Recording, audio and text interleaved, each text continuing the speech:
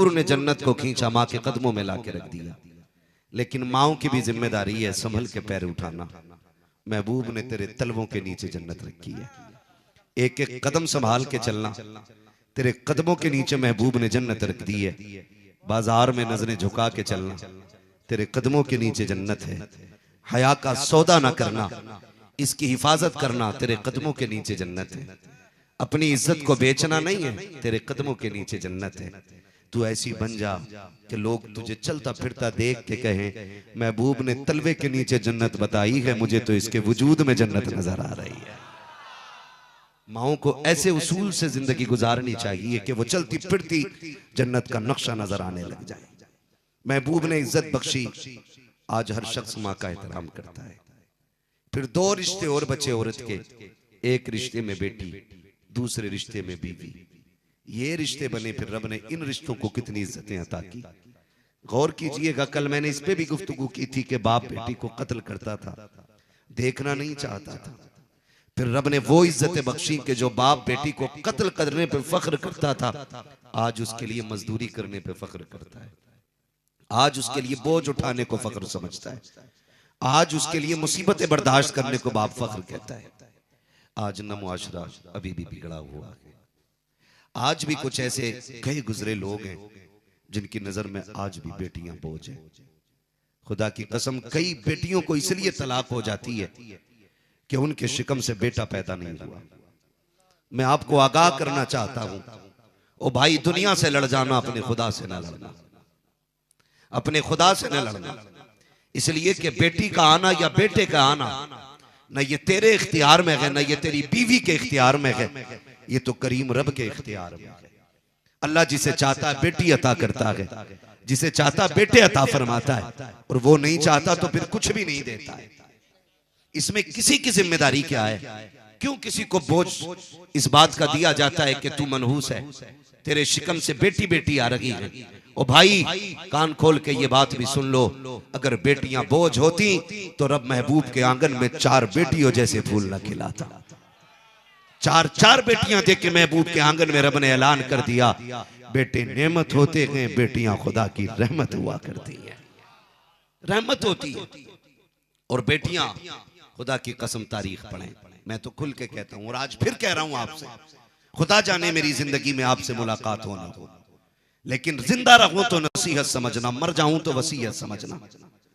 अगर बेटा हो और बेटी ना होना, तो जिस तरह लोग मुसल्ले पे रो के बेटा मांगते हैं ना, उससे ज्यादा रो के रब से बेटियां मांग लेना, बेटियां मांग लेना। इसलिए कि बाप की सच्ची हमदर्द बेटी होती है, सच्ची हमदर्द बेटी होती है। जो दर्द बेटी को होता है ना अपने माँ बाप का, वो बेटों को नहीं होता है, वो बेटों को नहीं होता है। हम उस समाज में आज भी जी रहे हैं, अल्लाह माफ फरमाए। कल पैदा होने के बाद बेटी मार दी जाती थी, आज पैदा होने से पहले बेटी मार दी जाती है। मुझे बताएगा कोई कहेगा जब डॉक्टर के पास गए, चेकअप कराया, डॉक्टर ने कहा बेटी है, तड़प जाते, जल्दी कर, बेटी नहीं चाहिए। सुने बहुत गौर से, जल्दी कर, बेटी नहीं चाहिए।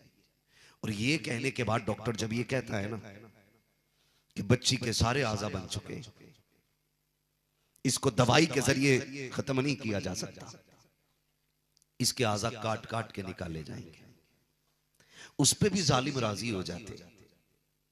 मुझे बता, क्या वो तेरी बेटी नहीं? क्या वो तेरे जिस्म का हिस्सा नहीं, जिसमें जान पड़ चुकी है, जिसको दर्द का एहसास है, जिसके अंदर सांसें पैदा हो चुकी हैं, जिसको रब ने सीने में धड़कनें बख्श दी हैं, उसके आज़ा कटेंगे तो दर्द नहीं होगा उसे?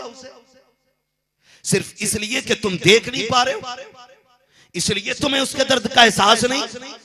और यार ये सितम ना करो, तुम देखो ना देखो, खुदा देख रहा है, खुदा देख रहा है कितने सितम किए जाते हैं ताकि बेटी दुनिया में ना आने पाए। बेटियां बोझ लग जाती हैं। कोई कहता मनहूस होती है बेटी, इसके आने से बरकतें चली जाती हैं। खुदा का खौफ खाओ, तुम नहीं जानते हो प्यारे तो आज जान लो। जब कयामत का दिन होगा, अल्लाह ने जब ऐलान किया है इधर शम्स को विरत व इधर नुजूमुन कदरत, बार बार ये ऐलान किया जा रहा है कि याद रखो जो कयामत का दिन होगा कोई आम दिन नहीं होगा। ऐसे कि सूरज नहीं निकलेगा, ऐसे कि उजाला नहीं होगा। ये सूरज की रोशनी समेट दी जाएगी, सितारों का ये पूरा झिलमिलाना खत्म कर दिया जाएगा, दरियाओं को आग लगा दी जाएगी, पहाड़ों को हवाओं में उड़ा दिया जाएगा। क्या करोगे जब जमीन का भी नामो निशान नहीं होगा?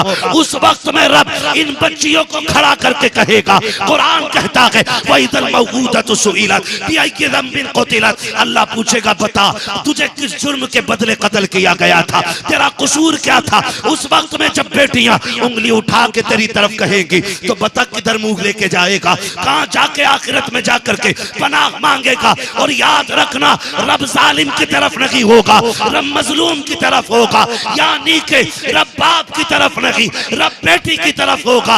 आज तेरी मर्जी नहीं, कयामत में खुदा की मर्जी चलेगी।